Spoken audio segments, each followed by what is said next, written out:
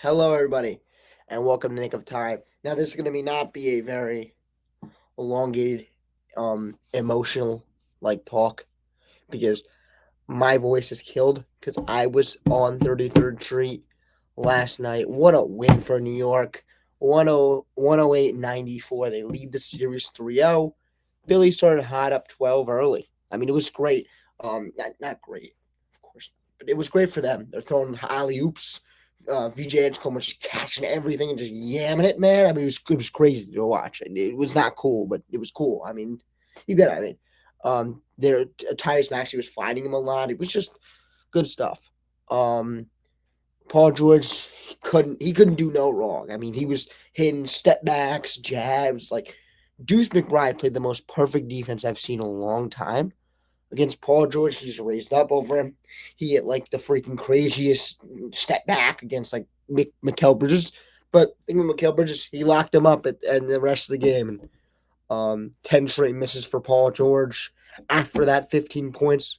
Brunson controlled the whole game. Was a little bit more inefficient, I would say, but he controlled the whole entire game. He was 3 for 10 in a moment, I think, earlier in the actually it wasn't. He shot 11 for 22 where they got the efficiency up at the end, but he controlled the game. He did a lot of passing, but I think more Towns got the load of the controlling the offense. He was just able to just score, put his head down and score, control the game, pick his spots. He did a great job of that.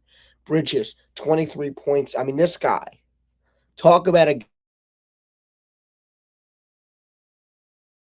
guy that just was just chase player of all time. I'm just kidding. But became like very good. That's Mikal Bridges, man. 23 points, key defense on Maxey. He's got a great assignment, and Tyrese Maxey's been doing a pretty damn good job. Even today against Tyrese Maxey. Tyrese Maxey had 17 points on good efficiency, but Tyrese Maxey made Tyrese Maxey into a passer. So it was good. Who do we got next? Hart, man. This guy always gives you effort. Now, he can't shoot this series. I don't know what the percentage is, but every shot that he's taking from three is not going in. I don't care. Because you know what? If it really is that bad, we got Landry Shamet for you, who dropped 15 points. Like, this is a team I think that will dominate other teams. Just because I said that is that, okay, Josh Hart's going to shoot over 4. If it's really that much of a liability, take him out, put in Landry Shamet.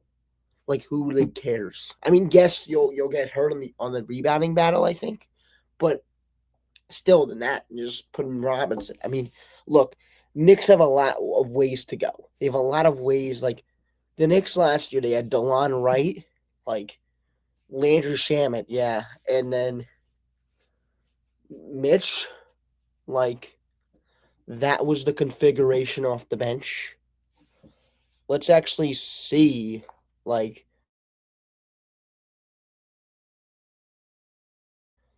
um games Indiana versus New York. This is a great podcast. 108.95. Yeah, I don't want to look at that score, but I'm just gonna see this for reference point. Yeah, I mean, uh, Delon Wright played 12 minutes off the bench. Deuce McBride played 11 off the bench. I don't know if he played off the bench. I have no clue. Delon Wright had 12. Shaman had 16 minutes off the bench. So the Knicks obviously now have a lot more counters. Like if Jordan Clarkson really plays like shit, which he obviously isn't. I mean, he's playing very good basketball on the boards.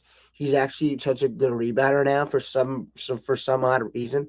He's grabbing rebounds like he's a Russell Westbrook as a point guard. He's not, but I'm just gonna take every single rebound we can get. He's just like that veteran presence. Same with Jose Alvarado. You can say the same thing too.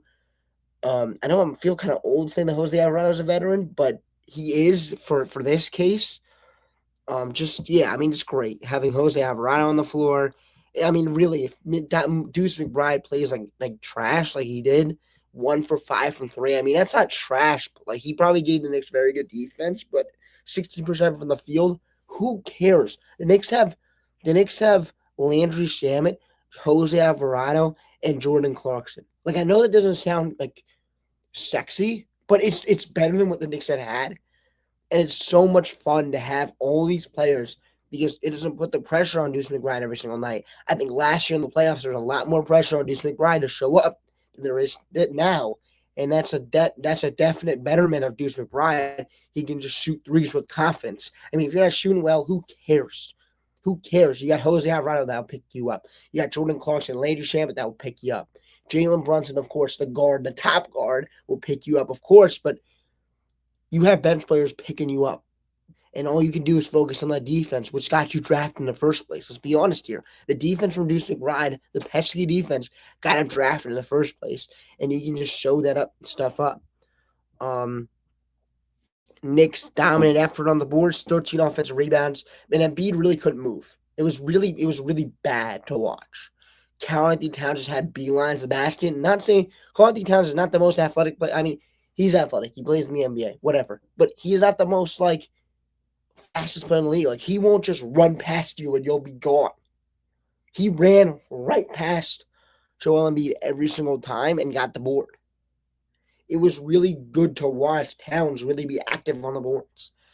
And yes, he got an early foul trouble, but I think his game was more impactful than that. I think that even in another series when he plays against Jalen Duren, I mean, I think that he'll play way more, because Jalen Duren's not that good of a player. So you can just really put your. I know that sounds crazy, but it is what it is. I said it. I don't care. He can really just not foul as much. I mean, he's fouling a lot. MB is not fully healthy, of course, and is killing them on the defensive end. And I don't really think he killed him that much tonight, but rebounding definitely. He wasn't as fast to get boards. Like when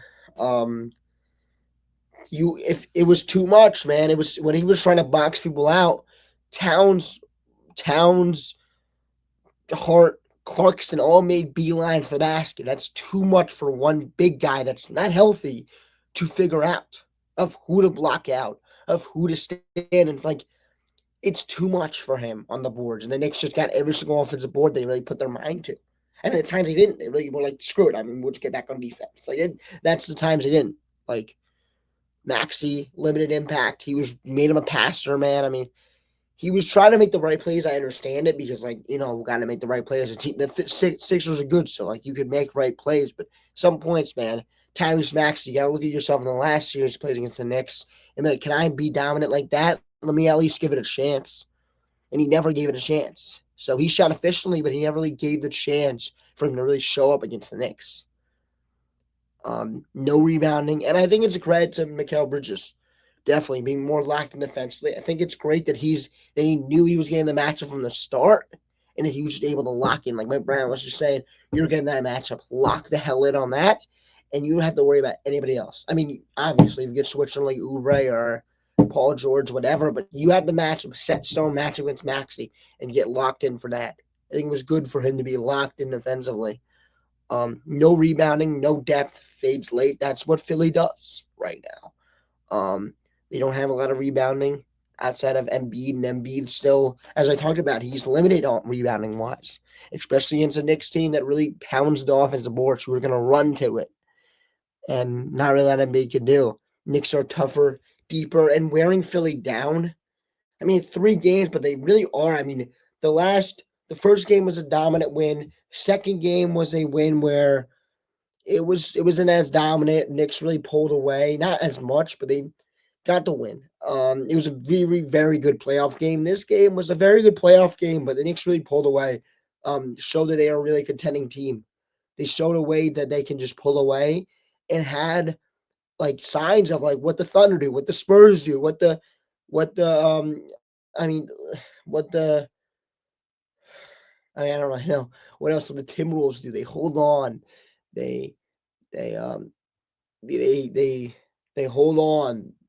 What the Pacers did last year, they do a good job of holding on to leads and really putting teams away. They had that. They're playing I had this tweet today I read the Knicks are playing like they want to win a championship, and obviously yes, no shit, Jack, but you could see it up and down the floor. They look like a team that is playing to the intent of winning a championship.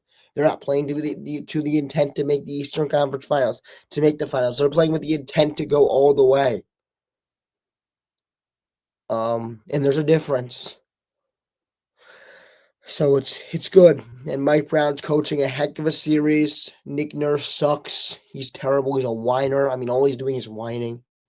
I actually, before that, I really wanted to give a condolences to his brothers. I don't, dude. I am sorry. I'm really sorry. I'm actually might edit that out, and I'm not gonna do that. But he's a whiner. But always, condolences to his brother while that Nick Nurse is up, and I think he's been out coached this series, man. Really. Um, but it's not really a lot that you can do. I mean, yes, he's playing a lot of players' minutes, but like, does he have a lot of better options? Like that's something I think about Thibodeau is that like, yes, he put. I think it's different with Thibodeau because I think Nick Nurse is more like he'll be more adaptable. If he has 10 players, he'll play 10. I mean, if he has 9 players, he'll play 9 players. But he just doesn't. I don't think he does. Like, who would he play? Like, let's break it down here. If I'm a Sixers fan, like, who would he play? Yes, he's playing Don Barlow, like Galen Terry, Justin Edwards, like Dembona, Kyle Lowry, like Janai Broom. I don't think he would play any of them. I think he's playing who should play on the Sixers, and everybody else sucks. Like and sucks to a point that they can't even play a minute in the playoffs. And if they play a minute, they're there to hack Mitch. So that is what it is. If you're Nick Nurse, I'm sorry, but it's a team that you were given. It's a bad constructed team. It's a team that really is Maxi and Embiid or bust. And there's a reason they were the 7th seed. So I come back to that and I'm like, look, they never really had high expectations. It's Philadelphia. They're really, a team they're a sports town that always has high expectations like us. They don't have the fans like us, but they have high expectations like us. So they always had those expectations, even if they're 7th seed or not. Um, yeah, they always have high expectations, but still, they were 7th seed for a reason, and they don't really have help outside of, you know, let's say Maxi, Oubre, Embiid, George, Edgecombe, Grimes, I guess. Then you get the Barlow, and you get the Drummond, and you get Bona. I mean, but you can't play Drummond and Bona like to get like you can't. Drummond and Bona are just like they're the same thing basically. So you can't really. So you're basically 8 guys, and it's like they're Barlow, Grimes, who's playing terrible basketball right now.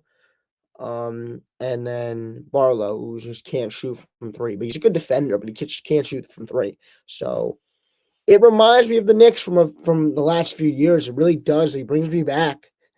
But it kind of shows me how much the Knicks have grown to a team that really has a bunch of depth, and I'm happy for it. And I think the Knicks are better for it. I think that they really empathize that because they saw the teams that were beating them and the teams that were winning in general, not just beating them. Because the OKC Thunder won the championship, they had hell of a depth.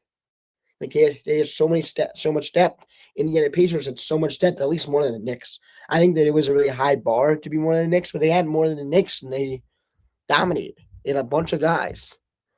It's just man, depth wins in the NBA nowadays, especially with them cutting the costs. Depth wins. In the strict cost of the NBA, you need depth. You need players like Jose Alvarado. I say Tyler Kolek, but I mean, God forbid you have Tyler Kolek. I know we can't really play defense in the playoff setting. Who knows? But you have Tyler Kolek. You have, you know, Jordan Clarkson on a minimum deal. Like that's why you need players like that in a cost cutting league. Knicks or have really Leon Rose and Knicks have done a great job. And for hopefully Knicks close it out on Mother's Day. And happy early Mother's Day to everybody. Peace, have a nice day, and let's go Knicks.